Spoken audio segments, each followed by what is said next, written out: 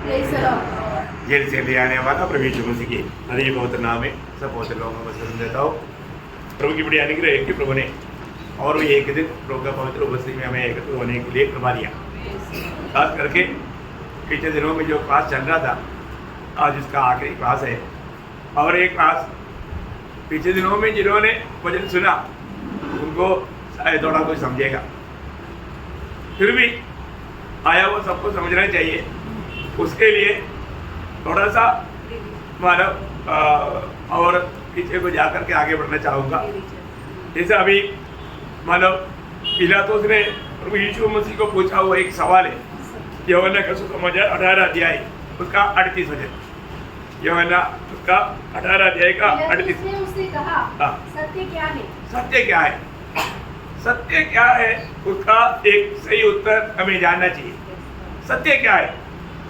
आज मैं आपको बताना चाहता हूँ, मतलब सत्य क्या है करके हमको जानना है ना। मतलब अगर हम सत्य को ही नहीं जाना तो सब धोखा है ना। सत्य क्या है?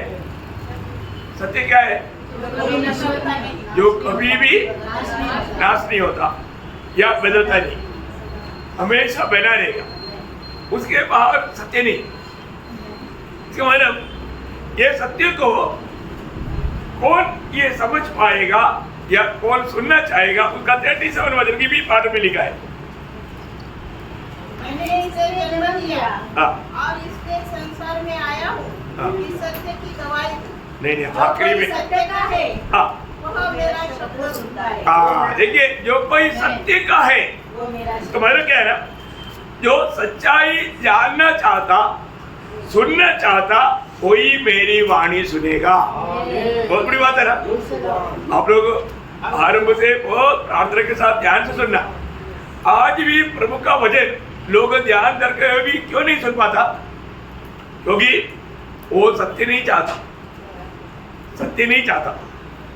भैया आप ये जो वचन सुनता है सत्य वचन है। एक प्रकार बोलेगा तो ये वचन कौन सुनेगा मालूम है? यीशु मसीह ने जो कहा यूहन्ना का सुसमाचार उसका 8 अध्याय 47 वचन। जो परमेश्वर से होता है वो परमेश्वर की बातें सुनता है। बोलने का अर्थ है जो परमेश्वर का संतान है, परमेश्वर का संतति, परमेश्वर का संतति परमेश्वर का बात सुनेगा। Praise Lord.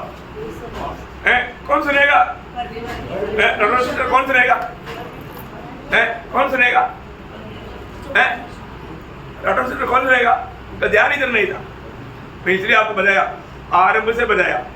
आप लोग प्रभु को उपस्थिति में आया, इधर उधर शैतान ध्यान घुमाएगा, है ना। वो दुख लगता ना है। इतना भी आप लोगों को वचन को तुच्छ करते हैं, प्रभु की उपस्थिति को तुच्छ करता है, क्या फायदा? तो आप देखिए परमेश्वर का जो संतान है वही परमेश्वर की बात सुनेगा। कौन सुनेगा? जो परमेश्वर का संतान है। अगर हम मान झूठ मूठ अभिनय करके चलेगा तो प्रभु के आगमन में नहीं जाएगा।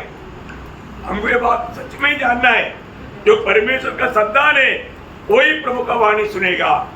सत्य को उसका इच्छा रहेगा, सत्य जानने के प्रति उनका अपना इच्छा रहेगा, ठीक है ना। इसलिए यूहन्ना भी परख करके जानने के लिए पहला यूहन्ना उसका 4 अध्याय का 6 वचन। हम परमेश्वर के हैं। हाँ। जो परमेश्वर को जानता है हाँ। वो हमारी सुनता है। देखा कौन सुनता है? जो परमेश्वर को जानता है। परमेश्वर को जानने वाला हमें सुनेगा। एक बात जानना प्रियो, है ना, आज भी लोगों को परमेश्वर का ज्ञान नहीं है, परमेश्वर का ज्ञान नहीं है। बहुत बहुत प्रियो, हम लोग प्रभु का लोग कहते हुए धोखा मत कहो। मैं वास्तव में मेरा नया जन्म हुआ है क्या? मेरा उद्धार हुआ है क्या? मैंने प्रभु की आत्मा पाया है क्या? आज भी मुझे सच्चाई जानने के प्रति इच्छा है क्या? है ना। मसीह जीवन क्या है? मसीह जीवन विश्वास की यात्रा है। क्या विश्वास? सत्य की विश्वास। सत्य बोलेगा तो प्रभु का वचन में बताया हुआ हर एक बात सत्य मानकर चलने वाला। क्योंकि प्रभु का वचन में 2 कोरिन्थी उसका 5 अध्याय उसका 7 वचन। क्योंकि जबकि हम उनको देखकर नहीं पर विश्वास से चलते हैं। हाँ देखा, विश्वास से चलता है। इसका मतलब क्या है कि प्रभु ने कहा हुआ हर एक बात सत्य मान कर क्या बोला? प्रभु ने कहा हुआ हर एक बात सत्य मान करके चलता है, क्योंकि प्रभु के वचन में जो भी बात लिखा है सत्य लिखा है, सत्य लिखा है, सत्य लिखा है। सत्य मान करके जीना प्रियो। आज भी वो लोग सत्य नहीं चाहता, हमेशा रहने वाले बात को नहीं चाहता, झूठ मूठ की बातों के पीछे। सत्य जानना बहुत जरूरी बात है, सत्य जानना है ना। विश्वास से चलने वाला वो सत्य पर चलता। सत्य पर चलने का अर्थ है प्रभु का वचन के आधार में चलता। प्रभु के वचन के आधार में नहीं चलता है तो है ये सच्चाई हम अपनी बुद्धि में नहीं समझ सकता। ये प्रभु का वचन क्या है? सत्य है, क्योंकि वचन सत्य है। जैसा वचन देहधारी हुआ यीशु मसीह, तो इसलिए जब यीशु मसीह ने जब पिता से जब प्रार्थना करने के लिए बोला सत्य की द्वारा उन्हें पवित्र कर, क्योंकि तेरा वचन सत्य है। प्रभु का वचन सत्य है प्रियो। प्रभु का वचन में लिखा हुआ ये सच्चाई मानकर जीने वाले जीवन है मसीह जीवन, है ना। सत्य में रह करके जीना। इसलिए प्रभु ने यहूदियों को क्या बोला था? विश्वास किया हुआ यहूदियों को यूहन्ना 8:31-32 में, यदि तुम मेरे वचन पर बना रहोगे, कैसे रहना? वचन पर बना रहना। वचन पर बना रहेगा तो तू मेरा चेला बनेगा, सत्य जानेगा। देखा, सत्य कब जानेगा? जो वचन पर बना रहेगा, वचन पर बना रहना। मतलब यदि आपको एक बात मैं आपको जाता हूँ, अगर आप मसीह में हैं फिर आप कभी नहीं सोचना आप पापी है करके। आप मसीह में हैं तो आप धर्मी हैं, क्योंकि आप वचन कहता है आप धर्मी हैं। यीशु मसीह में है तो आप फिर अपने आप को पापी नहीं सोचना। शैतान ऐसे विचार लाएगा अभी भी तुम पापी है, और तो प्रियो प्रभु का वचन कहता है आप धर्मी हैं। आपने प्रभु यीशु पर विश्वास करने के द्वारा क्या हुआ? धर्मी बना, और प्रभु ने आपको धर्मी ठहराया। प्रभु का दृष्टि में आप धर्मी है तो फिर किसके कहने पर आप दूसरे अपने आप को पापी बोलेगा? समझ में आ रहा है? आज हमें जो भी बात को विश्वास करना है, प्रभु के वचन में जो कहा हुआ बात सत्य मान करके प्रभु हमको कैसे देखता है वैसे हमें मानना, वो बात को हमें विश्वास करना। अभी हम एक प्रभु को महिमा देने वाले जीवन बिना पाएगा। आज भी बहुत बार बहुत लोग ये सत्य को जैसे जानना चाहिए नहीं उस पर विश्वास किया, इसलिए शैतान उनको धोखा दे पा रहा है। ऐसा नहीं होना प्रिय। प्रभु के वचन में हर एक बात वो सत्य है प्रिय। वचन की द्वारा और ये बात सत्य बात मान करके प्रभु के आत्मा भी हमें समझाता है, क्योंकि अभी आत्मा गवाही देता ना हमारे में। रोमियो 8:16 वचन आपको याद है? आत्मा के साथ गवाही देता है। आत्मा हमारे साथ गवाही देता है कि हम परमेश्वर की संतान हैं। परमेश्वर की संतान है, परमेश्वर की संतान है ना। क्या गवाही देता है? क्या गवाही देता है? क्या गवाही देता? क्या गवाही देता है? ये क्या गवाही देता? मैं आप लोगों को बोले ना प्लीज, आप लोग प्रभु के वचन की ओर ध्यान दो, दूसरा कोई भी में मत जाओ प्लीज। मैं आपको बदल चाहता हूं, आप लोग को वचन ही नहीं सुनेगा, वचन ही नहीं समझेगा, क्या फायदा? और इतना गहरी बात मैं आज आपको बताने जा रहा हूं, और अभी थोड़ा सा आउटलाइन डालने के टाइम आप लोग इतना गड़बड़ी करेगा। मुझे मालूम है विरोधी कभी भी आत्मीय गहराई की बातों को मंडली को मतलब सिखाने नहीं देता। आप लोग थोड़ा मेरे साथ दो प्रियो, थोड़ा सा एक मन हो जाओ, नहीं तो कितना बड़ा वादा है। हमें ये बात को जानना प्रियो, लोग का थोड़ा भय मानो, है ना। मुझे और भी सत्य को जानना है ना, उस अनंतता का प्रकाश पाना है, मुझे उसमें आगे बढ़ना है। ऐसे एक बात होना चाहिए। देखो प्रियो, आज आप जो आपका मूल्यवान समय पूरा व्यर्थ बातों के पीछे नष्ट कर रहा है, क्यों? क्योंकि आपने ये देखा वो बातों के पीछे भाग रहा है, दुनिया की बात। सही बात है, परंतु सत्य वो नहीं है प्रियो। सत्य को हमने अभी देखा नहीं, वचन की द्वारा विश्वास से देखना है, वो है सत्य। ये बात आप लोग समझो, ये बात प्रभु को वस्ती में बैठ थोड़ा अच्छी तरह समझो, है ना। दूसरा कुरिन्थी 4:18 बजे, दूसरा कुरिन्थी 4:18। और हम तो देखी हुई वस्तुओं को नहीं परंतु अनदेखी वस्तुओं को देख अंधे की वस्तुओं को देखते रहता, कैसे देखते रहता है? कैसे देखता? विश्वास है। वचन में बताई वो बात अंधे की है तो भी वो बात सत्य है, वो बात हमें प्राप्त होगा, वो प्रभु हमको देगा, क्योंकि प्रभु का वचन कभी बदलता नहीं। ये बहुत बड़ी बात है। इसलिए हम ये देखा हुआ बात देखी हुई वस्तुएं थोड़े ही दिन की है, देखा देखी हुई वस्तुएं थोड़ी ही दिन की है, परंतु अनदेखी हुई वस्तुएं सदा बनी रहती है। सदा बनी रहेगा। सदा बना रहने वाला बात है सच्चाई। सदा रहने वाली बातों के पीछे हमें चलना है प्रियो। आप ये देखा वो बातों के पीछे चल करके आप उसको पाने के लिए आप अपना समय को, मेहनत को सब व्यर्थ कर रहा है, नष्ट कर रहा है प्रियो। ये सदा का नहीं। ये दुनिया में जो भी है, आकाश विधान में जो भी है, ये सब नष्ट हो जाएगा, है ना। आकाश और मृत्यु चल जाएगा, यीशु मसीह ने बोला ना। तो टहल जाने वाला बातों के पीछे लोग मन लगा रहे। कितना बड़ा दुख की बात है प्रियो। प्रियो, अंधे की बात प्रभु ने अपने वचन के द्वारा हमको जो बताया वो है सत्य। वो सच्चाई को हमें प्राप्त करना प्रियो। ये छोटा सा जीवन में वो बात को समझो। इसलिए प्रभु ने छाया भी देख करके हमको समझाना है ना। जब रोमियो 8 अध्याय उसके 25 वचन, परंतु जिस वस्तु को हम नहीं देखते, यदि उसी की आशा रखते हैं, जो नहीं देखते हैं उसकी आशा रखते हैं, तो धीरे से उसकी बात जोते रहो। यो, आपकी आशा भंग नहीं होगा, क्योंकि आपको प्रभु ने दिया वो वायदा है। प्रभु के वचन के द्वारा आपको ये पक्का हुआ है, ये पक्का पूरा होगा। मैं एक आपको बात बताना चाहता हूँ। अभी आप लोग बोलता है मेरा उद्धार हुआ, मैंने नया जन्म पाया। नया जन्म कैसे पाया? आत्मा के द्वारा, नो डाउट। नया जन्म आत्मा के द्वारा पाया ना। आत्मा के द्वारा नया जन्म पाने के बाद में आप कैसे चलता है? आत्मा के द्वारा चलता है क्या? नहीं है ना। और जब तक आप आत्मा के द्वारा नहीं चलोगे, आप उस सत्य पर नहीं है। वो ध्यान से सुनना प्रियो। अगर आप, प्रभु ने आपको आत्मा के द्वारा नया जन्म दिया, आपने आत्मा पाया, और जो आप आत्मा के द्वारा चलाया नहीं जाता, इसके बाद आप सत्य पर नहीं, क्योंकि आप अपने समझ के अंदर है ना। अपने समझ के सहारे में चलने वाला धोखा खाएगा, है ना। नीति वचन 14:12 में क्या बोला?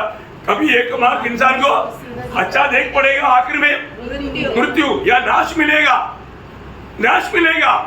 प्रियो, बहुत गौर से समझो। हमें प्रभु की आत्मा मिला है। हमें इस जीवन में अगर हम उस सच्चाई को, जो आनंददा की बात को प्राप्त करना चाहता है, तो आत्मा में चलना सीखना प्रिय।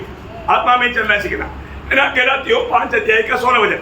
पर मैं कहता हूँ, आत्मा के अनुसार चलो, आत्मा के अनुसार चलो, तो तुम शरीर की लालसा किसी रीति से पूरी न करोगे। देखिए, ये तो दुनिया के लोगों को शारीरिक अभिलाषाओं में शैतान डुबा देगा। थोड़ी समय की खुशी के लिए, आनंद के लिए शारीरिक अभिलाषाओं में शैतान भाग कर सकता है। वो आनंदता का बात नहीं, क्षण भर का बात है, थोड़ी समय की खुशी की बात है। उसमें आनंदगार का खुशी को लूट लेगा वो। देखा, आत्मा पाए बोलो क्या करना चाहिए? आत्मा के अनुसार चलो, आत्मा के अनुसार चलो। उसका 25 वचन, यदि हम आत्मा के द्वारा जीवित हैं, अगर आत्मा के द्वारा जीवित है तो आत्मा के अनुसार चले भी। प्रियो, हम आत्मा के द्वारा जीवित है तो हमें आत्मा के द्वारा चलना चाहिए। कितने लोग गवाही देंगे, मैं आत्मा के अनुसार चलता हूँ, आत्मा की अगुवाई में मैं चलता हूँ। प्रियो, ये गवाही हमको चाहिए है। प्रभु ने हमको या चेलों को वायदा दिया, मैं जाने के बाद में पिता से मांगूंगा और मैं उस मददगार को तेरे लिए भेजेगा। भेजा, वो आया, वह आएगा, पर वो व्यक्ति है। पवित्र आत्मा कौन है? वो एक व्यक्ति है ना, जो यूहन्ना 14 अध्याय 16 वचन। मैं पिता से विनती करूंगा, और वह तुम्हें एक और सहायक देगा, पर वह तुम्हें देगा, वो पिता देगा। हाँ, एक और सहायक देगा कि वह सर्वदा तुम्हारे साथ रहे। वही सर्वदा, वो कौन? पवित्र आत्मा। देखा, पिता के बारे में भी बहुत वहां पर प्रयोग आया, और पवित्र आत्मा के बारे में भी वह या व्यक्ति, वो व्यक्ति, पिता एक ही व्यक्ति है, पवित्र आत्मा एक ही व्यक्ति है। वो आ करके तुम्हें क्या करेगा? सब बात समझाएगा। तुम्हारे साथ रहेगा, हमेशा साथ रहेगा। उसका 26 वचन पढ़ना। परंतु सहायक हाँ। अर्थात पवित्र आत्मा हाँ। जिसे पिता मेरे नाम से भेजेगा हाँ। वह तुम्हें सब बातें सिखाएगा। सागा कौन सिखाएगा? पवित्र आत्मा हमको सिखाएगा। प्रियो, सत्य की बात कौन सिखाएगा? सच्चाई सिखाएगा। पवित्र आत्मा सत्य की आत्मा है ना? वो सत्य की आत्मा हमें अनेक बात सिखाएगा। उसका 15 अध्याय का 26 हो जाए, 15 अध्याय का 26। परंतु जब वह सहायक आएगा हाँ। जिसे मैं तुम्हारे पास पिता की ओर से भेजूंगा हाँ। अर्थात सत्य का आत्मा हाँ। जो पिता की ओर से निकलता है हाँ। तो वह मेरी गवाही देगा। देखिए, वो आकर के मेरी गवाही देगा, क्योंकि सनातन अनंत काल से पवित्र आत्मा साथ रहता। यीशु मसीह के बारे में कौन गवाही दे सकता? पवित्र आत्मा। पवित्र आत्मा आकर के हमें मसीह के बारे में गवाही देगा। यदि पवित्र आत्मा नहीं आता तो हमें मसीह का गवाही फिर कौन देगा? है? आप देखो, मसीह के बारे में पवित्र आत्मा का अलावा कौन देगा? कोई भी गवाही नहीं दे सकता। वो कितनी बड़ी बात है। इतना ही नहीं, उसका 16 अध्याय उसका 7 वचन, यूहन्ना 16 का 7। तुमसे सच कहता हूँ कि मेरा जाना तुम्हारे लिए अच्छा है, क्योंकि यदि मैं न जाऊँ तो वह सहायक तुम्हारे पास न आएगा। देखा, वो सहायक तुम्हारे पास नहीं आएगा।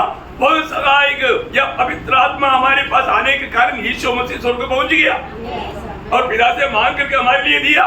और वो आने के बाद में क्या करेगा, वो बात और एक बार ध्यान से सुनना। उसी 16 अध्याय का 13-14 वचन। परंतु जब अर्थात सत्य का आत्मा आएगा तो तुम्हें सब सत्य का मार्ग बताएगा। सब सत्य का मार्ग बताएगा, क्योंकि वह अपनी ओर से न कहेगा परंतु जो कुछ सुनेगा वही कहेगा और आने वाली बातें तुम्हें बताएगा। आने वाला बात भी कौन हमको बताएगा? पवित्र आत्मा बताएगा। वह मेरी महिमा करेगा। देखा, पवित्र आत्मा क्या करेगा? मतलब यीशु मसीह का महिमा भी करेगा। देखो, ये सब अभी आप देखिए, इस वचन को जानने के लिए अगर पवित्र आत्मा हमने नहीं पाया, हम नहीं समझ सकता है। पहली बात, ये वचन तक हमारे पास पहुंचा कैसा है, आपको ये जानना चाहिए। और ये वचन को हम अपनी बुद्धि से समझ सकता है क्या? नहीं। कितने लोग ये वचन पढ़ता है, लेकिन उनको, है ना, महात्मा गांधी को एक बार साधु सुंदर सिंह ने पूछा, क्या आपने मतलब सत्य जाना? मैं खोज में है। बोला, देखा, वो हमेशा बाइबल पढ़ता था, लेकिन उसने सच्चाई नहीं जाना, उधार नहीं पाया। प्रियो, सत्य जानना प्रभु का अनुग्रह है। पवित्र आत्मा करके काम करेगा तभी सत्य जानेगा। हमारे जीवन में अगर हमने सत्य जाना है तो हमारा बुद्धि से नहीं जाना। प्रियो, प्रभु का अनुग्रह से पवित्र आत्मा आकर के हमको ये सच्चाई समझाया। बहुत बड़ी बात है ये है सच्चाई बात, आनंद काल की बात। अभी उसका एक छाया है इस्राएल की बात। वो बात अभी मैं आपको आखिरी वो बात समझाने जा रहा हूँ, बहुत ध्यान से। मैं इसलिए और एक बार ये थोड़ा आउटलाइन दिया, कई लोगों नहीं था, इसलिए अभी तो थोड़ा समझ पाएगा ना, आशा करता हूँ। देखो, इस्राएल के लोगों को प्रभु ने मिस्र की गुलामी से छुड़ाया। कहाँ के लिए छुड़ाया? कनान देश के लिए, क्योंकि कनान में ही उनका सच्चा विश्राम है। परंतु बहुत लोग वो विश्राम में प्रवेश नहीं कर पाया। क्यों? क्योंकि वो प्रभु से, अभी उन लोगों ने मतलब मेमना काटा था, मरुस्थल की यात्रा में मन्ना खाया था, फिर भी वो विश्राम में प्रवेश नहीं कर पाया। उसका कारण क्या है? इब्रानियों का पत्री उसका 3 अध्याय 18-19 है। इब्रानियों उसका 3 का 18-19। और उसने किससे शपथ खाई कि तुम मेरे विश्राम में प्रवेश करने न पाओगे? क्या केवल उनसे नहीं जिन्होंने आज्ञा न मानी? अतः हम देखते हैं कि वे अविश्वास के कारण प्रवेश न कर सके। देखिए, मतलब उनमें से अभी आपको सबको मालूम है 20 साल से ऊपर का लोग 6,03,550 लोग निकला, उसमें से सिर्फ 2 ही लोग प्रवेश किया, क्योंकि वो लोग प्रभु से लिपटे रहा। वो लोग प्रभु से लिपटा रहा। भैया, एक बात जानना, आप ना ये सच्चाई आपको जानना, उसके लिए दाम देना ही पड़ता है भैया, है। आपको प्रभु का अधीन होना पड़ेगा, अपने आप को एक गुलाम करके सौंपना पड़ेगा। अभी देखिए, वही बात छेदामनी के रूप में भी हमको दिया है। वही उसका आगे उसका 4 अध्याय का इब्रानियों 4 अध्याय का 1 से 6 पढ़ना। इसलिए जबकि उसके विश्राम में प्रवेश करने की प्रतिज्ञा हाँ। अब तक है, हाँ, तो हमें डरना चाहिए। हमें डरना चाहिए। ऐसा न हो हाँ। कि तुम में से कोई जन उससे वंचित रह जाए। देखा प्रियो, अभी हमारे जीवन में हमें भी प्रभु ने ये सुंदर अवस्था दिया है, परंतु कई प्रकार कई धोखा खा सकता है लोग। आज कितने लोग वचन सुनता है, परंतु वो वचन पर विश्वास करके वो विश्राम में प्रवेश कर पाता है क्या? नहीं होने देता, नहीं होने देता। उन लोगों के जीवन में बिल्कुल वो चैन से नहीं रह पाता है, क्योंकि वो विश्वास से उस वचन के द्वारा अंदर प्रवेश करने के लिए कदम बढ़ नहीं पाया, पवित्र आत्मा के अधीन होने के लिए तैयार नहीं हुआ। हाँ, आगे बढ़ना। क्योंकि हमें उन्हीं की तरह हाँ। सुसमाचार सुनाया गया है, हाँ। पर सुने हुए वचन से हाँ। उन्हें कुछ लाभ न हुआ। देखा कितने बार सुना, कितने बार सुना, प्रभु यीशु पर विश्वास कर अनंत जीवन मिलेगा, कितने बार सुना, परंतु उन्हें कुछ लाभ नहीं हुआ। किसको किसको लाभ नहीं हुआ? मुझको बताओ ना, मुझको लाभ हुआ नहीं हुआ? देखो सीधी बात, क्या है? कितने बार सुना, लाभ हुआ, लाभ नहीं हुआ। क्यों नहीं हुआ? विश्वास नहीं किया। विश्वास करेगा तो हाथ बढ़ाएगा ना, दे दो बोलेगा ना, मुझे चाहिए बोलेगा ना। योग ये जिंदगी में अभी और एक दिन मिलेगा करके नहीं बोल सकता। आप इसको बहुत सीरियसली समझो प्रियो, है ना। कब कहाँ और क्या होगा कुछ बोल सकता है क्या? नहीं बोल सकता। अभी उन लोगों को विश्वास, अभी ये किसका वचन है? परमेश्वर का। परमेश्वर का। ये वचन बदलेगा नहीं, कभी नहीं। ये ऐसा ही होगा प्रियो, ये सत्य वचन है, सत्य है, मतलब अनंतता तक बना रहेगा, स्वर्ग में हमेशा के लिए स्थिर है, नहीं बदलेगा, एक बिंदु भी नहीं बदलेगा। एक बिंदु, एक वचन छोड़ो, एक बिंदु। अब बताओ ऐसा वचनों को आप कैसे सुनता? विश्वास करना प्रियो, वचन में विश्वास करना, ये ऐसे ही होने वाला है। अगर आप विश्वास नहीं करोगे, आपको भी वो विश्राम में प्रवेश, विश्वास किया वो लोग प्रवेश किया ना, प्रवेश किया ना, प्रवेश किया, हाँ नहीं हुआ। देखा, विश्वास नहीं किया। आगे बढ़ना।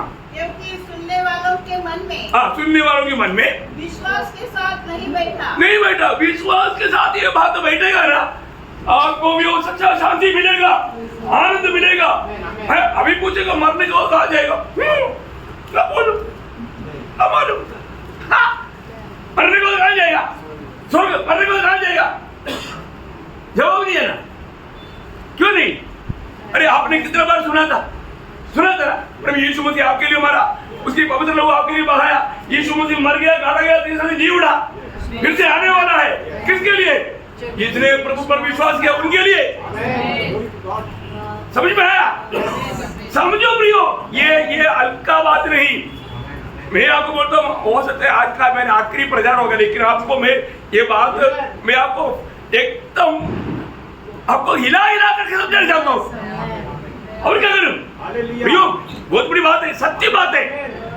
अभी इस्राएल की बात को लेकर के हमको समझा रहा है। ये बात वो सब एक छाया था, ओरिजिनल विश्राम वो किसको है, कैसा है, ये जानना। आगे बढ़ना है, 6 बजे तक पढ़ना। परंतु हम जिन्होंने विश्वास किया है, जिन्होंने विश्वास किया उस विश्राम में प्रवेश करते हैं। विश्वास क्या और प्रवेश किया, शांति है ना, हंसा है ना, हंस है ना। हाँ देखा, इधर ही बैठा हुआ जो विश्वास नहीं किया उनमें इनमें फर्क है कि नहीं? फर्क है ना, 100% दिन रात में फर्क है ना प्रियो। विश्वास किया उन लोगों को प्रवेश किया, उनको शांति है, शांति मिलेगा ऐसे नहीं, शांति है ना, आशा है। वो मरने के बाद कहाँ जाएगा मालूम नहीं, ऐसा है क्या? नो नो, क्लियर बात, एक तो बोल सकता, क्योंकि हमने सच्चाई पर विश्वास किया। हाँ, यीशु मसीह धोखा नहीं देता भी, उसका नाम ही विश्वासियों की परमेश्वर है। बात तो देखो, विश्वास किया वो लोगों को प्रवेश किया वो लोगों को देखने के बाद में भी जो प्रवेश नहीं किया उनको कोई चिंता नहीं। देखो, अरे ऐसा बोलने के लिए बोला, इसलिए बोला क्या?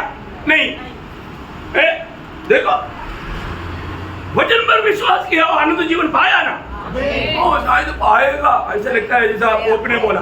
वो पोप का बात नहीं है, हमारा बात। प्रेज़ लॉर्ड, हमने पाया प्रियो, कोई डाउट नहीं। प्रभु ने हमें धर्मी ठहराया। दुनिया मिलकर के, सभी लोग मिलकर के तू भावी दोष करेगा तो भी कोई चिंता मत करना, टेंशन नहीं लेना। प्रभु ने हमें धर्मी ठहराया, दोष कौन लगाएगा? स्वर्ग ने हमको कबूल किया, फिर हमको इनकार करना कौन? ये बोलने वाला सब रह जाएगा, पर तो हम जाएगा। Praise the Lord. आगे बढ़ना। जैसा उसने कहा, मैंने अपने क्रोध में शपथ खाई कि वे मेरे विश्राम में प्रवेश करने न पाएंगे। यद्यपि जगत की उत्पत्ति के समय से उनके काम पूरे हो चुके थे, क्योंकि 7वें दिन के विषय में उसने कहीं यो कहा है, परमेश्वर ने 7वें दिन अपने सब कामों को निपटा करके विश्राम किया। और इस जगह फिर यहाँ कहता है, वे मेरे विश्राम में प्रवेश करने न पाएंगे। तो जब यह बात बाकी है कि कितने और है जो उस विश्राम में प्रवेश करे और जिन्हें उसका सुसमाचार पहले सुनाया गया, उन्होंने आज्ञा न मानने के कारण उसमें प्रवेश न किया। देखा, प्रवेश नहीं किया। प्रियो, जो लोग, उन लोगों का भी जीवन में उन लोगों ने बात ना मानने के कारण प्रवेश नहीं किया, ऐसा धोखा में कोई गिरना नहीं। प्रियो, इतनी बार प्रभु ने आपको समझाया। उसका 11 बजे मरना, 11 बजे उस विश्राम में प्रवेश करने का प्रयत्न करे, ऐसा न हो कि कोई जन उनके समान आज्ञा न मानकर गिर पड़े। देखो, अभी भी प्रयास करो, जो अभी तक नहीं पाया। अभी आपको प्रभु ने आज के दिन और एक मौका दिया, आज के दिन मौका दिया।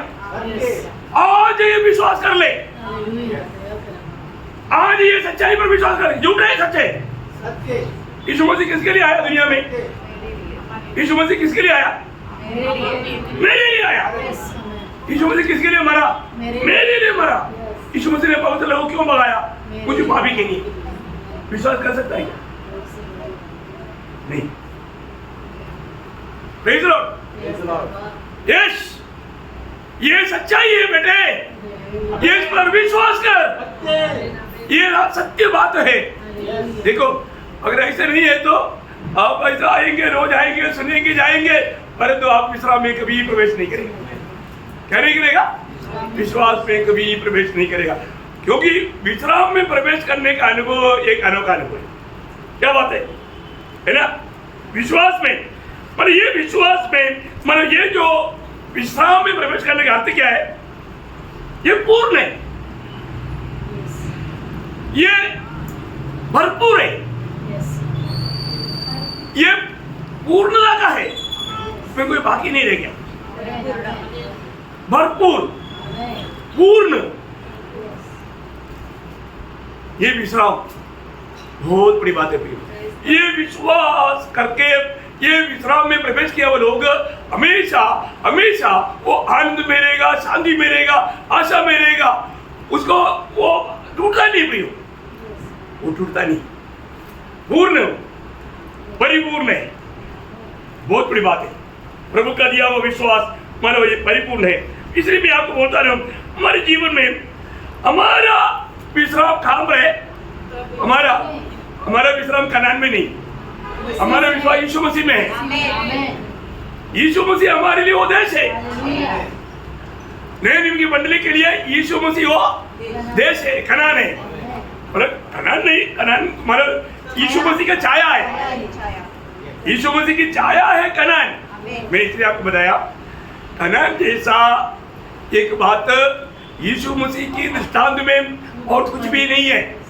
बाकी जो भी हमने कल भी मतलब देखा, मतलब मंदिर के बाद देखा, प्रभुओं के बाद देखा, बलिदानों का बाद देखा, मतलब मेमनी के बाद देखा, मन्ना का बाद देखा, वो सब ये छाया, वो उसमें परिपूर्णता नहीं। और कनान यीशु मसीह का पूर्ण छाया है, कनान। अभी मैं आपको कनान को भी बताता हूँ, है ना? ये बहुत बड़ी बात है ना।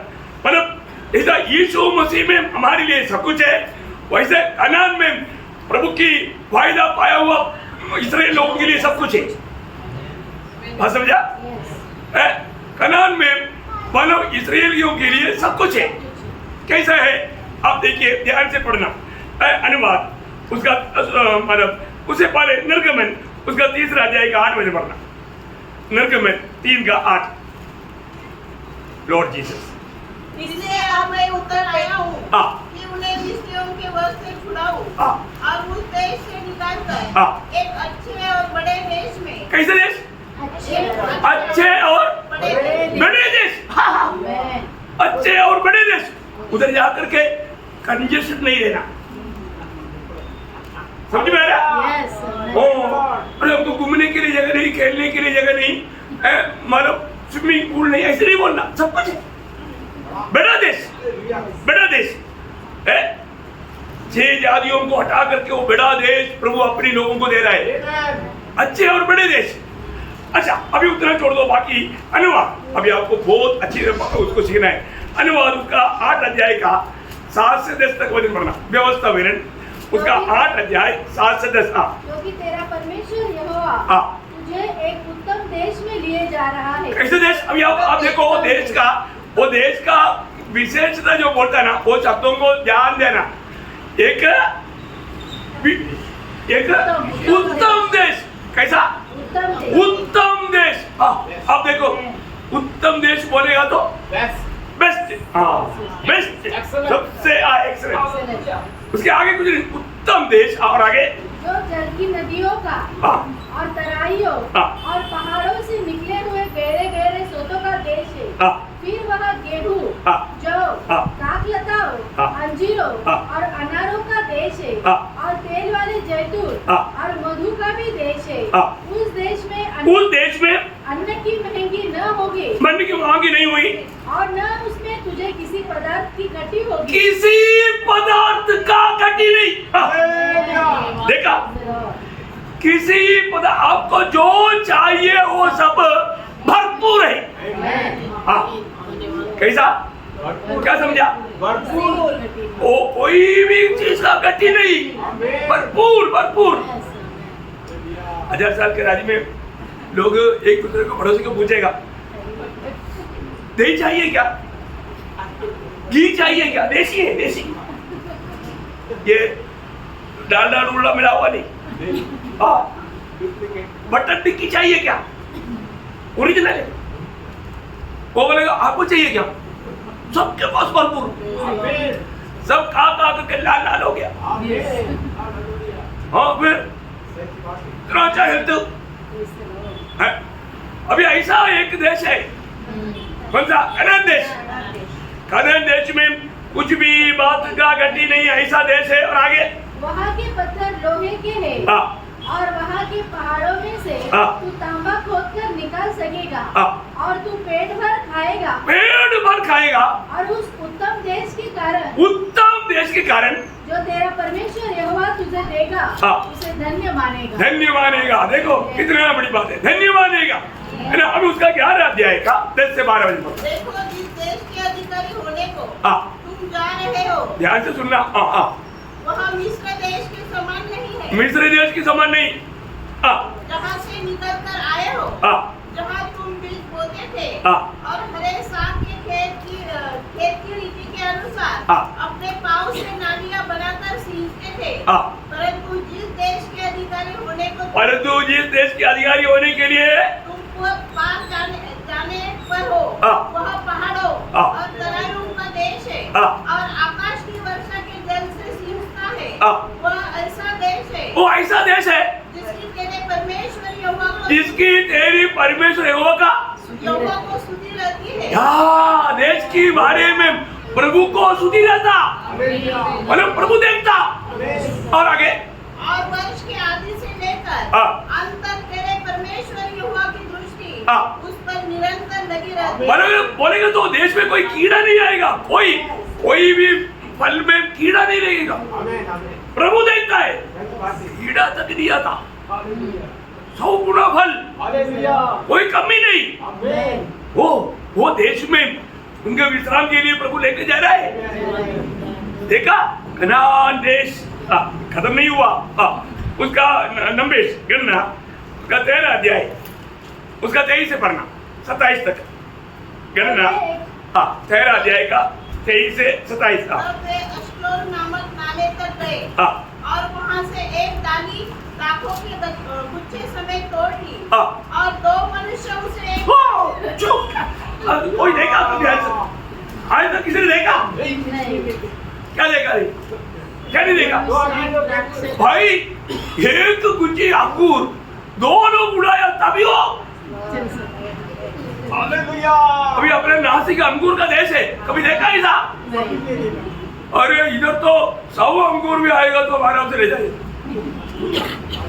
और उधर का एक गुच्छा 2 लोग, बताओ क्या देश है प्रियो?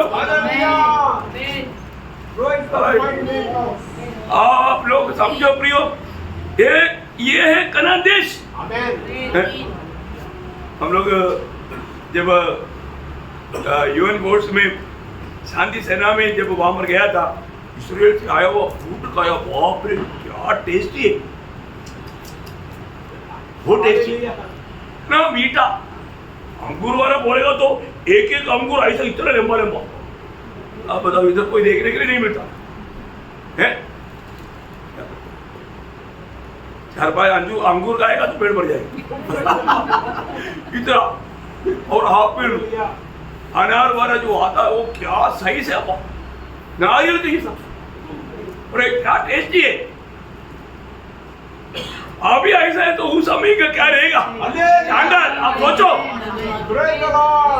प्रभु देखते रहता, एक फल को भी कीड़ा नहीं लगता।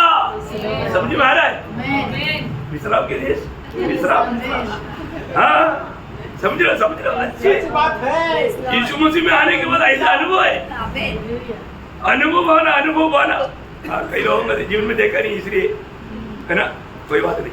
आगे बढ़ो। और वे अनारों और अंजीरों में से भी कुछ ले आए। इस्राएली वहां से दाखों का गुच्छा तोड़ ले आए थे। उसका 27 पूरा पढ़ने का टाइम नहीं। उन्होंने मूसा से यह कहकर वर्णन किया, जिस देश में तूने हमको भेजा था, उसमें हम गए, उसमें सचमुच दूध और मधु की धाराएं बहती है। देखा, वो देश में दूध और मधु का धारा बहता है। और उसके ऊपर में से यही है। उसकी उपज में से यह है, देखो देखने के लिए एक नमूना है ना। उसका 14 अध्याय, उसका 7-8 बजे नंबे, उसका 14 अध्याय के 7-8। इस्राएल की सारी मंडली से कहने लगे, जिस देश का भेद लेने को हम इधर उधर घूम कर आए थे, वह अत्यंत उत्तम देश है। कैसा देश है? अत्यंत उत्तम देश, अत्यंत उत्तम। अभी थोड़ी देर पहले हमने अनुवाद 8-9 में पढ़ा था, कुछ भी बात कमी नहीं, वहां पर एक शब्द पढ़ा था, याद है? कुछ घटी नहीं। हाँ, कुछ भी बात का घटी नहीं, कुछ भी बात का घटी नहीं। हाँ, यदि हमसे प्रसन्न हो तो हमको उस देश में जिसमें दूध और मधु की धाराएं बहती है पहुंचाकर उसे हमें दे देगा। हाँ प्रियो, ये बात है, हमें ये बात को जानना है प्रियो। प्रभु ने आज अनुग्रह उंडेला है, जो लोग अभी तक ये विश्राम में प्रवेश नहीं किया। प्रियो, ये इसराइल के लिए कनान देश एकदम एक मतलब हमें दिखने के लिए छाया है। वो देश में हर प्रकार खुशी खुशी, आनंद आनंद, कोई अकाल नहीं, कोई बीमार भी नहीं। हाँ, फिर अच्छा भोजन, अच्छा स्वास्थ्य है। इधर बीमार है तो भी क्या है, हम विश्राम में कमी है क्या? बीमार है तो भी शांति चला गया, आशा और बढ़ गया ना। भक्तों का जीवन में कष्ट क्यों आता? बढ़ोतरी के लिए। कष्टों के जीवन में क्या होता? रोमियों का पत्री 5 अध्याय के 3-4 बजे। केवल यही नहीं, वरन हम क्लेशों में भी घमंड करें, ये जानकर कि क्लेश से धीरज और धीरज से खरा निकलना और खरा निकलने से आशा उत्पन्न होती है। हाँ, देखा? इसका मतलब भक्त लोग कष्ट आ गया तो प्रभु को क्या बोलता मालूम है? प्रभु, अभी तुझे ज्यादा स्तुति करने के लिए तूने मुझे एक अच्छा अनुभव दिया। अभी ज्यादा स्तुति करता है ना, करता है ये करता है ना। हाँ, फिर है ना, हम लोग जब औजार वाले जहाँ कराता था वो गाड़ी में एक्सीडेंट होकर के घुटने में मिल नहीं, एक डंडा जैसा ऐसे चलता था, है एक एक कदम रहने के लिए प्रभु धन्यवाद धन्यवाद धन्यवाद, क्योंकि ये भाव रहने का सामर्थ्य प्रभाव देता है। Praise Lord. कष्ट में स्तुति ज्यादा करेगा, कष्ट आएगा तो भक्त बोलेगा प्रभु तुझको ज्यादा स्तुति करने के लिए मौका दिया, धन्यवाद। Praise Lord. प्रभु जो ये विश्राम में नहीं हो बोलेगा क्यों मर गया, टूट गया, कदम लगा दी बोलेगा, क्योंकि वो लोग विश्राम में नहीं, हम विश्राम में है, हम विश्राम में है। बहुत अनमोल बातें भी, बहुत अनमोल बातें। मतलब क्या है कि कनान देश का एक बात हमारे लिए एक छाया है। ओके, अभी वहां की एक सभी श्रेष्ठता का थोड़ा वर्णन करके मैं जल्दी खत्म करेगा। क्या बात है, उधर का मतलब हमारे लिए जो खाने का जो वस्तुओं का 8 वजन में 7 प्रकार का वस्तुओं का बात बताया, वो 7 बात यीशु मसीह को दिखाता। क्या दिखाता? वहां पर कोई बात का गति नहीं, वहां पर हमें हमारे लिए अनुभव करने के लिए 7 प्रकार का भोजन वस्तु है। क्या क्या भोजन वस्तु है? वापस एक बार पढ़ेंगे, अनुवाद 8 वजन। फिर वह गेहूं, जौ, दाख लताओं, अंजीरों और अनारों का देश है, और तेल वाले जैतून और मधु का भी देश है। देखिए अभी कितना है उसमें? 7 प्रकार का बात है। कितना? ध्यान से देखना, गिनती करके भी देखना, 7 प्रकार का। 8वां वजन में 7 बात। 8वां वजन बोला तो कई लोग सोचते हैं 8 है, नहीं 7 है। ओके, अभी ये एक एक बात मतलब हमारे लिए किसको बताता? यीशु मसीह को दिखाता। किसको दिखाता? यीशु मसीह को। यीशु मसीह को कैसा दिखाता वो भी थोड़ा बोल करके मतलब अपन खत्म करेगा, है ना। अभी पहली बात गेहूं, हाँ आप लोग मुझे वो बात पढ़ने में मदद करना। पहली बात गेहूं, आपको मालूम है ये गेहूं कौन है? ये यीशु मसीह है, ये यीशु मसीह है ना। यूहन्ना 12:24 कहता हूँ कि जब तक गेहूं का दाना भूमि में पड़कर मर नहीं जाता वो अकेला रहता है, परंतु जब मर जाता है तो बहुत फल लाता है। हाँ, इसका मतलब ये गेहूं किसको दिखाता? प्रभु यीशु मसीह का छाया। यीशु मसीह अच्छा गेहूं, स्वर्ग का अच्छा बीज दुनिया में आया, बोया, मर गया। देखा, गेहूं मर गया, गेहूं मर गया। देखिए अभी सबसे पहला नंबर 1 वो मानव यीशु मसीह का एक छाया है, अगला उधर का भोजन वस्तु गेहूं। दूसरा क्या है? क्या?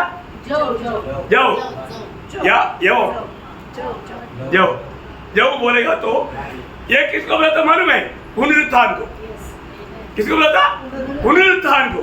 यीशु मसीह मरने के बाद में पहला उठा होकर के पुनरुत्थित हुआ, है ना। यह पहला कोरिन्थी 15 अध्याय उसका 20 वचन, पहला कोरिन्थी 15 अध्याय 20 वचन। परंतु सचमुच मसीह मुर्दों में से जी उठा है। देखिए मसीह मुर्दों से कैसे जी उठा, उसका 23 वचन।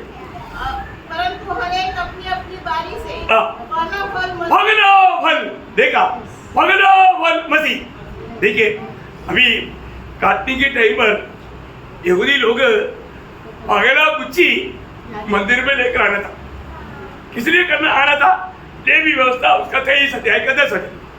लेवी व्यवस्था उसका 23 अध्याय का 10 वचन। इस्राएलियों से कहा, जब तुम उस देश में प्रवेश करो जिसे यहोवा तुम्हें देता है और उसमें के खेत काटो, तब अपने अपने पके खेत की पहली उपज का फूला पगली उपज का एक गुच्छी याजक के पास ले आया करेगा। किस लिए? वह उस फूले को यहोवा के सामने हिलाए। यहोवा के सामने हिलाए। किसको दिखाता? जी उड़ने वाला अनुभव। समझ में आया? जी उड़ने वाला अनुभव।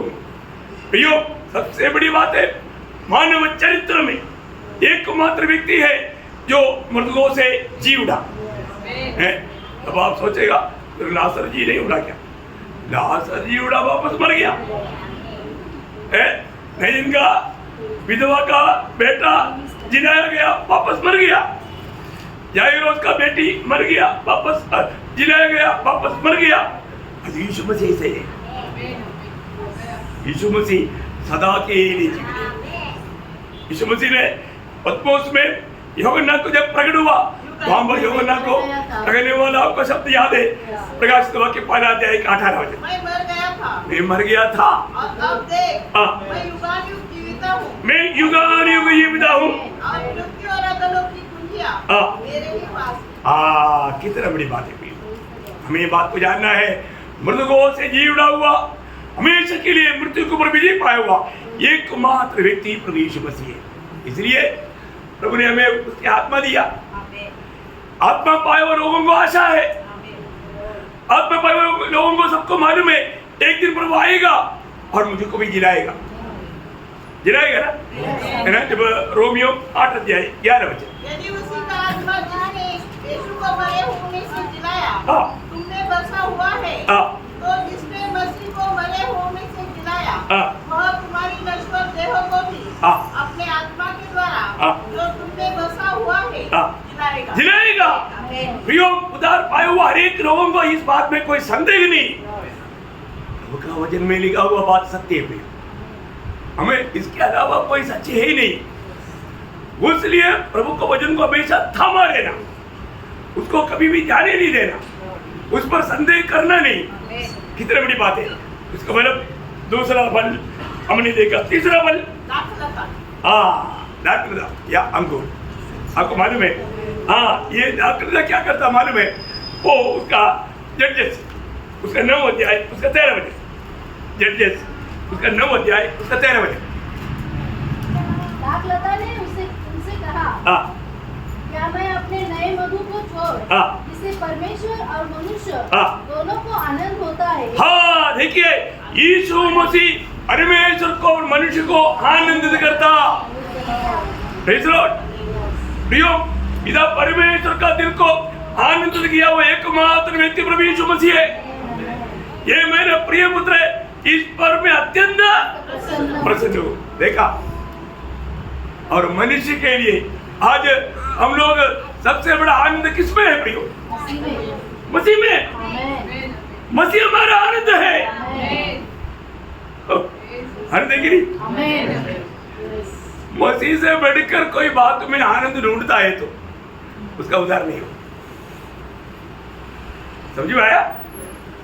मसीह से बढ़कर और कहीं भी कोई आनंद ढूंढता है तो उसका उद्धार नहीं हो।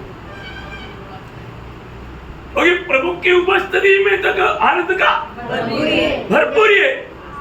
16 बजे से 11 बजे आपको मालूम, और बार बार कहने वाला बात है फिलिपियों 4:4, प्रभु में सदा आनंदित यो हमें और स्वर्गीय पिता को आनंदित करने वाला व्यक्ति है यीशु मसीह।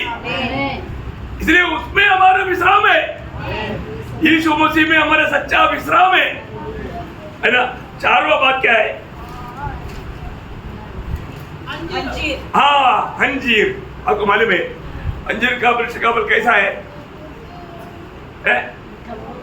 बहुत मीठा है, बहुत मीठा है।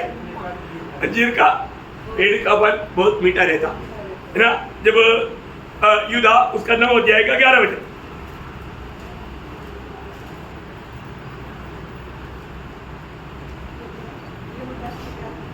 जजेस यूदा नहीं, सॉरी मैं को गिरती हुआ जजेस में न्याय उसका 9 का 11।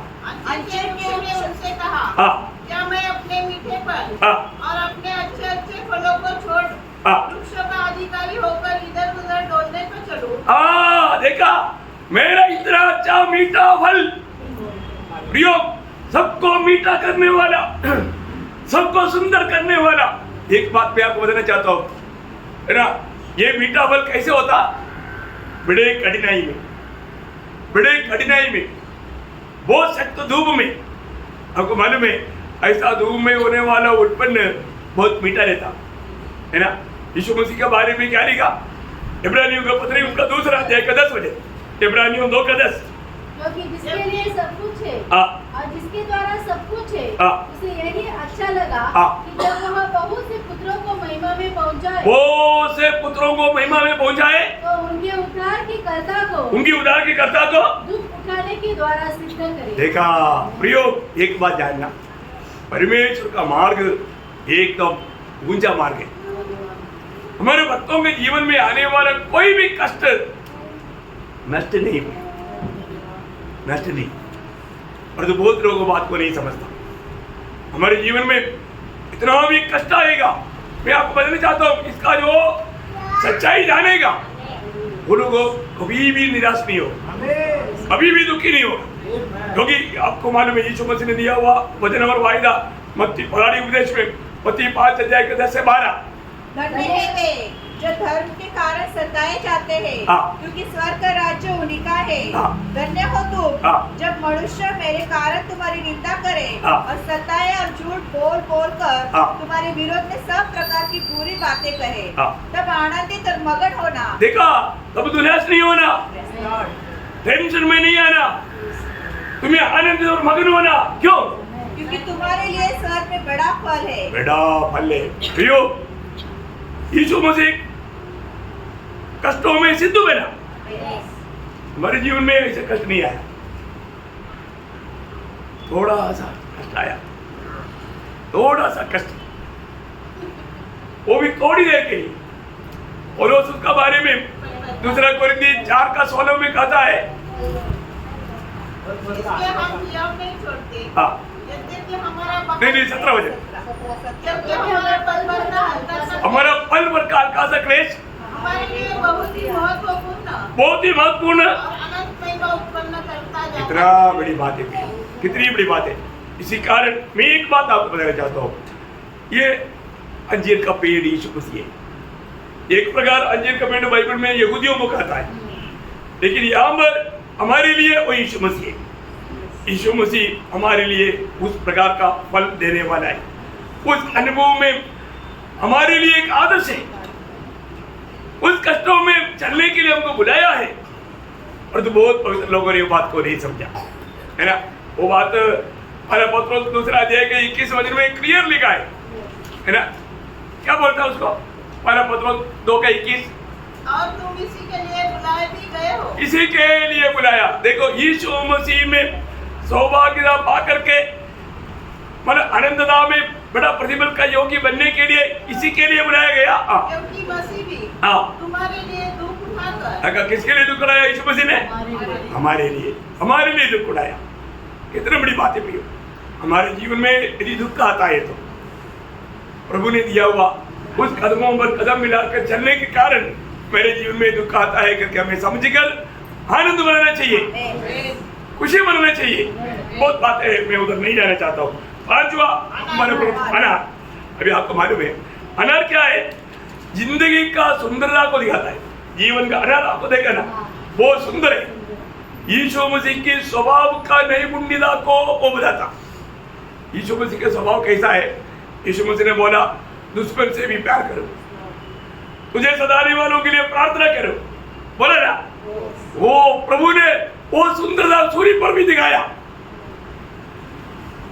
सूली पर यीशु मसीह ने बोला हुआ सबसे पहला शब्द क्या था? पिता इन्हें क्षमा कर। हाँ, लूका उसका 23 अध्याय उसका 34 वचन। लॉर्ड जीसस, तब यीशु ने कहा, हाँ। हे पिता इन्हें क्षमा कर, हाँ। क्योंकि ये जानते नहीं हाँ। कि क्या कर रहे हैं। प्रियो, कितना बड़ी बात है। प्रभु यीशु मसीह इतना दुख में भी दिया हुआ उन उपदेशों को कभी नहीं भूला। मैंने पिछले दिन में मैंने आपको बताया था, यीशु मसीह सूली में भी अपने जिम्मेवारियों को कैसा निभाया, याद है ना। वापस दोहराने की जरूरत नहीं। प्रियो, और बात यीशु मसीह ने जो भी बात सिखाया वो सारी बात अपने जीवन में दिखाया। उसका सुंदरता है ना, जैसा अनार बहुत सुंदर लगता है ना, बहुत लाल लाल सुंदर लगता है ना। यीशु मसीह का जिंदगी सुंदरता से भरा हुआ है। उसका स्वभाव इतना सुंदर है, ऐसा एक स्वभाव का व्यक्ति अभी कहीं नहीं मिलेगा। ये बात को दिखाता। ओके, 6वीं बात, हाँ जैतून, ये जैतून का बात बोलेगा तो तेल का बात है ना।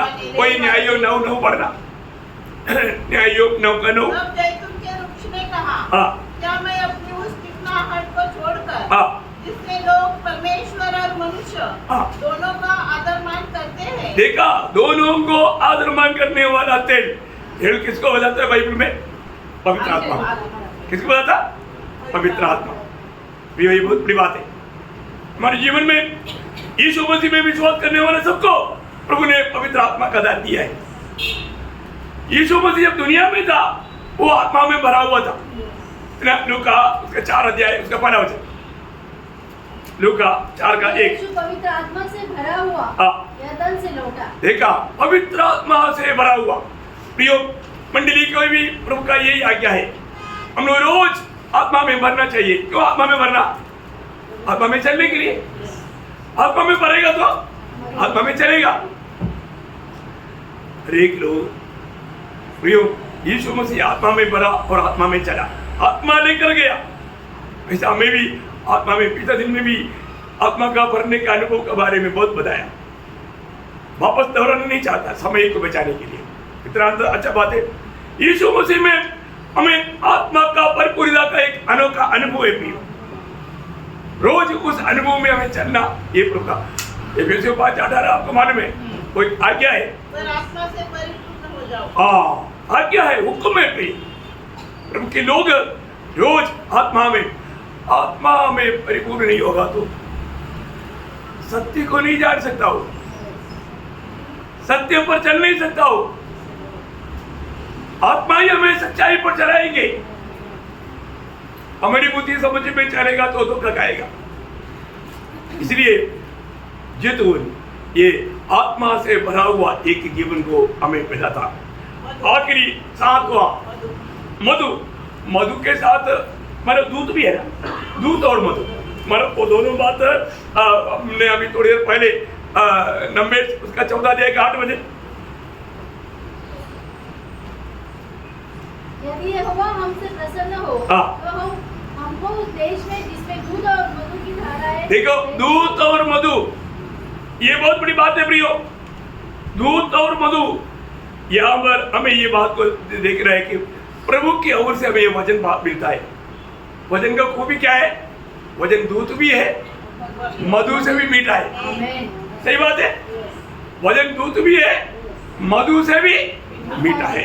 देखा, प्रभु हमें कैसा एक समृद्धि का जीवन प्रभु में हमें मिलता। देखा, ये साथ पिता ना, इस अनुभव में चलने वाले व्यक्ति कभी भी निराश नहीं होगा, दुखी नहीं होगा।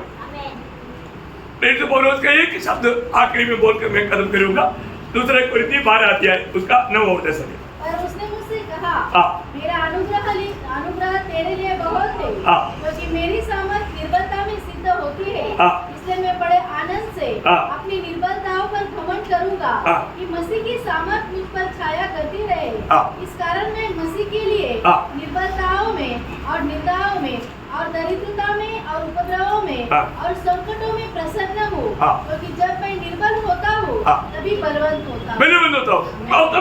होता हूँ। प्रियो, एक बात मैं आपको बताना चाहता हूँ। अपना ये छोटा सा आयु में, ये थोड़ा सा गिना चुना दिनों में हम जो भी करेगा हर एक का मसीह में करना। प्रियो, कैसे करना? मसीह में। आज आप लोग प्रेम करता है तो भी कैसे करता? थोड़ा सा। आज प्रभु का दास ने मेरे को डांटा भाई, ऐसे किसी को लगता नहीं? ये प्रेम का डांटे। अब जो भी करेगा कैसे करेगा? मसीह प्रेम में प्रिय हो, मसीह के प्रेम में है। हमको ये बात को बोलना है, प्रभु मेरा प्रेम सिर्फ तू ही है, तेरे द्वारा मैं सबको प्रेम करता हूँ, क्योंकि मुझ में प्रेम है ही नहीं, तू ही मेरा प्रेम है और तेरे द्वारा मैं प्रेम करता हूँ। प्रभु के द्वारा प्रेम करेगा तो कभी भी खत्म नहीं होगा। आमीन, आमीन।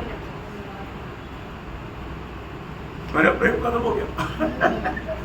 ऐसे कोई बोलेगा? नहीं बोलेगा। ये है सच्चा विश्राम।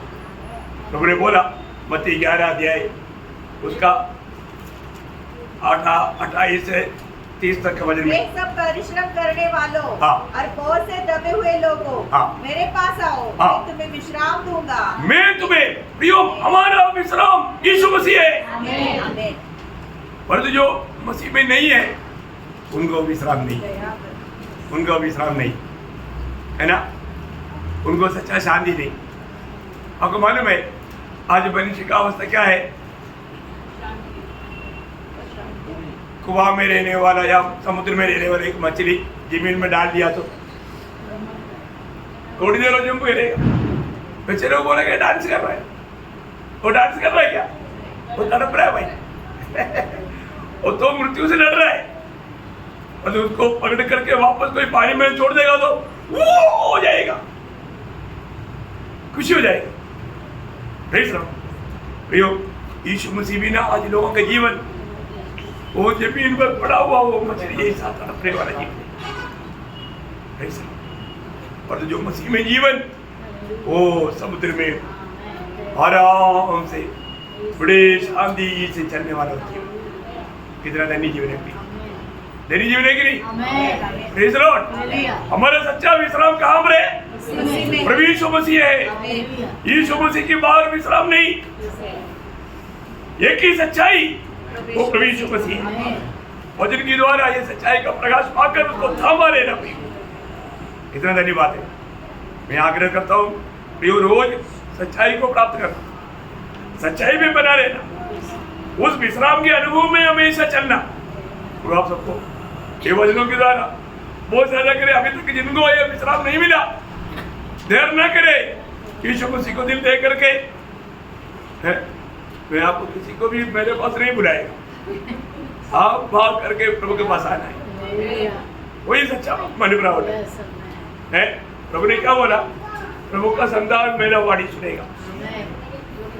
Praise Lord. जो प्रभु का होगा, किसी को जबरदस्ती करके पानी में डुबाएगा तो सूखा लकड़ी गीला हो गया और कमजोर हो गया, ऐसा नहीं होगा। ये प्रभु का कार्य है। तो प्रभु का वचन समझने के लिए और सच्चा विश्राम में प्रवेश करके एक अच्छा आदर्शमय विजय फलदायक जीवन बिताने के लिए प्रभु आपको सहायता करे। प्रभु को महिमा मिले। आमीन।